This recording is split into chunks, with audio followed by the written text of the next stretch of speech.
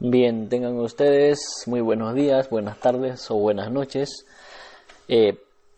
Vamos a continuar con el tema de trigonometría utilizando diversas razones trigonométricas. En este caso vamos a resolver el siguiente problema. Nos dice: la sombra de una casa de 2 pisos se proyecta en el suelo desde la base a lo largo de 20,785 metros, formando un ángulo de elevación de 30 grados. ¿Qué altura tiene? Bueno, entonces lo primero que vamos a hacer, obviamente, es hacer el dibujo, ¿no? Tenemos una casa y vamos anotando los datos principales.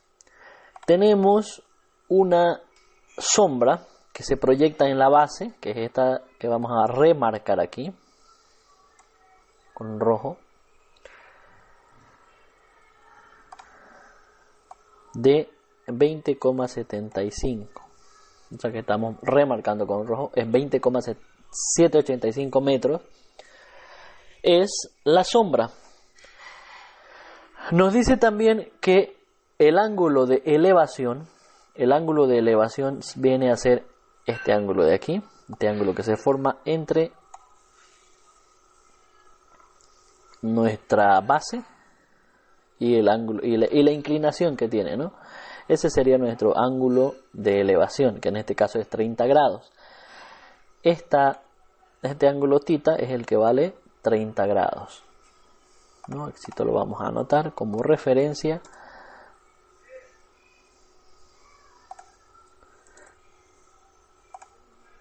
$30 grados. Ya, 30 grados. Simplemente como referencia.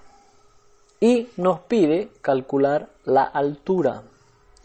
La altura de nuestra casa, que viene a ser de la línea que tenemos totalmente perpendicular a la horizontal.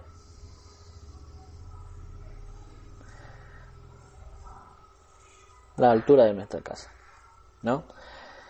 La altura puede estar ahí o puede estar aquí. Si ustedes se fijan, es la misma altura. Entonces, nosotros lo vamos a poner ahí, ¿no? O también puede estar aquí la altura, ¿no? Que es la misma. Entonces, sabiendo eso, sabiendo que tenemos que encontrar la altura, y sabiendo que ya tenemos la sombra, observamos nosotros que se nos forma un triángulo rectángulo.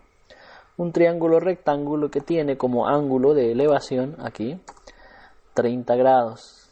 Ese sería el ángulo de elevación. Entonces, simplemente ubicándonos en el triángulo rectángulo podemos nosotros observar y entender qué tipo de razón trigonométrica vamos a utilizar. Si observamos bien, nos da un ángulo, y es en base a ese ángulo el que yo tengo que trabajar. Si ese es mi ángulo, quiere decir que mi cateto opuesto o mi lado opuesto viene a ser el que estamos apuntando con una flecha roja. Este es el ángulo cateto o lado opuesto, que viene a ser la altura. Tiene una hipotenusa, que voy a apuntar aquí, esa es la hipotenusa, y tiene un lado o cateto adyacente, que viene a ser ese, ¿no? Entonces, ¿con qué datos voy a trabajar yo? ¿Qué voy a hacer? ¿Qué datos voy a utilizar? Yo solamente voy a utilizar dos datos, ¿no? No voy a utilizar la hipotenusa porque no tiene dato. Voy a utilizar el cateto opuesto, el lado opuesto. ¿Por qué el lado opuesto? Porque ese es el lado que yo necesito encontrar.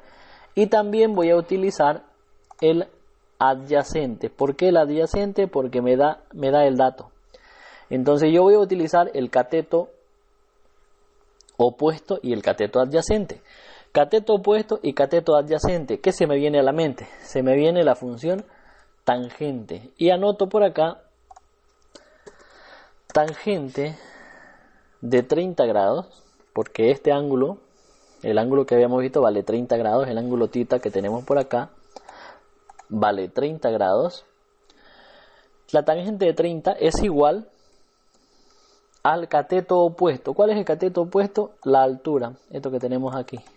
Ese es el cateto opuesto, es la altura. Entonces yo le voy a poner altura sobre la tangente es igual al cateto opuesto, que viene a ser la altura, sobre el cateto adyacente. ¿Cuál es el cateto adyacente? Es esto que tenemos por acá, 20,785 metros. Y eso es lo que voy a anotar, 20,785 metros.